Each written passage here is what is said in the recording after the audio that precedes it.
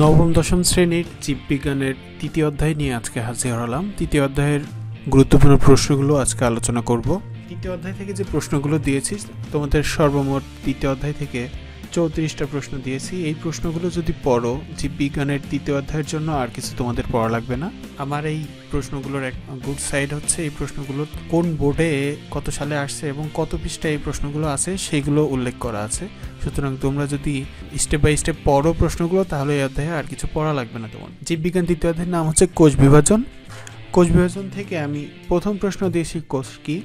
কোষের সংজ্ঞাটা এসএসসির বইতে বেশি ভালো করে দেওয়া আছে, এসএসসি জীববিজ্ঞানের বইতে। 2 নম্বর প্রশ্ন হচ্ছে কোষ বিভাজন কাকে বলে, বরিশাল বোর্ড 2017 সালের প্রশ্নটা আসছে। 3 নম্বর প্রশ্ন হচ্ছে অ্যামাইটোসিস কি, প্রত্যক্ষ কোষ বিভাজন বলতে কি বোঝো, এরা বরিশাল বোর্ড 2019 সালে আসছে। অষ্টম শ্রেণীর বিজ্ঞান বইতে 13 পৃষ্ঠা এটা বেশি ভালো করে দেওয়া আছে। 4 নম্বর প্রশ্ন হচ্ছে নীলাভ সবুজ শৈবালের কোষ বিভাজনকে প্রত্যক্ষ কোষ বিভাজন বলা হয় কেন, দিনাজপুর বোর্ড 2019 সালের প্রশ্নটা আসছে। 5 নম্বর প্রশ্ন হচ্ছে অ্যামাইটোসিস কোষ বিভাজন না থাকলে জীবজগতে কী প্রভাব পড়বে বিশ্লেষণ করো, দিনাজপুর বোর্ড 2015 সালের প্রশ্নটা আসছে। 6 নম্বর প্রশ্ন হচ্ছে ইন্টারফেস কি, দেখো অনেক বোর্ডে আসছে, দিনাজপুর, চট্টগ্রাম 19, ঢাকা বোর্ড 2017 সালে আসছে, বইতে 53 পৃষ্ঠায় প্রশ্নটা আছে। তারপরের প্রশ্ন হচ্ছে ক্যারিওকাইনেসিস ও সাইটোকাইনেসিস কি, যশোর বোর্ডে আসছে, রাজশাহী বোর্ডে আসছে, তোমরা দেখে নিবা।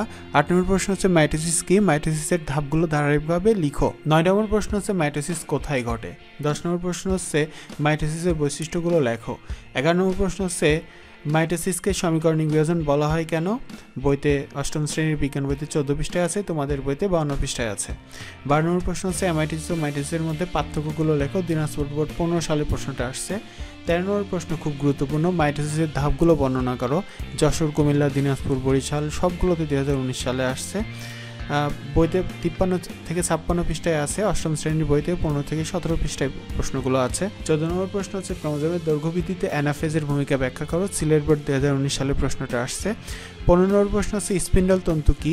16 নম্বর প্রশ্ন হচ্ছে ট্র্যাকশন তন্তু কি, সকল ট্র্যাকশন তন্তুই স্পিন্ডল তন্তু কিন্তু সকল স্পিন্ডল তন্তু ট্র্যাকশন তন্তু নয়, ব্যাখ্যা করো।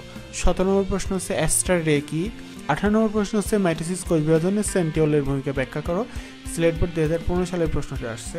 19 নম্বর প্রশ্ন দিয়েছি মাইটোসিসের গুরুত্ব বর্ণনা করো, বইতে 58 পৃষ্ঠায় আছে। 20 নম্বর প্রশ্ন হচ্ছে মাইটোসিস বিভাজনের সঠিকভাবে না ঘটলে জীবদেহে কী ধরনের সমস্যা হতে পারে, কুমিল্লা আর যশোর বোর্ড 19 সালে আসছে।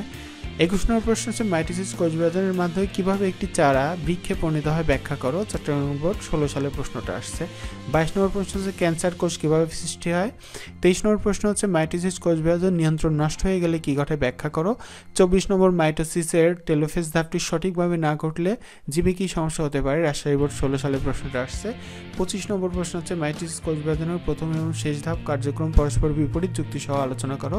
ক্লাস 8-এ এই প্রশ্নটা মাঝে মাঝে আসে, সুতরাং 8-এর গাইড দেখে প্রশ্নটা পড়তে পারো তোমরা। 26 নম্বর প্রশ্ন হচ্ছে মিয়োসিস কি, মিয়োসিস কেন ঘটে। 27 নম্বর প্রশ্ন হচ্ছে মিয়োসিস কোষ বিভাজন প্রক্রিয়াটি বর্ণনা করো। 28 নম্বর প্রশ্ন হচ্ছে মিয়োসিসকে হ্রাসমূলক বিভাজন বলা হয় কেন।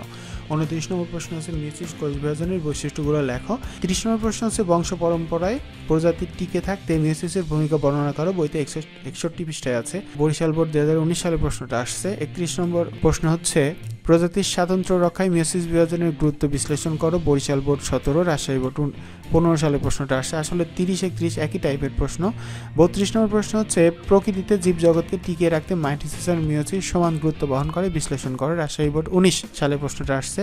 30 নম্বর প্রশ্ন হচ্ছে মাইটোসিস ও মিয়োসিসের মধ্যে পার্থক্য লেখো, বরিশাল বোর্ড 19, চট্টগ্রাম বোর্ড 17 সালে প্রশ্নটা আসছে। 34 নম্বর প্রশ্ন দিয়েছি বংশগতি কি, ক্রোমোজোমকে বংশগতির বাহক বলা হয় কেন, যশোর বোর্ড 2019 সালের প্রশ্নটা আসছে। তোমরা যদি এই 34 অর্থাৎ 34টা প্রশ্ন পড়ো এবং ভালো করে যদি পড়ো, তৃতীয় অধ্যায়ের জন্য তোমাদের আর কিছু পড়া লাগবে না। আশা করি খুব ভালোভাবে প্রশ্নগুলো আয়ত্ত করবা। ধন্যবাদ সবাইকে।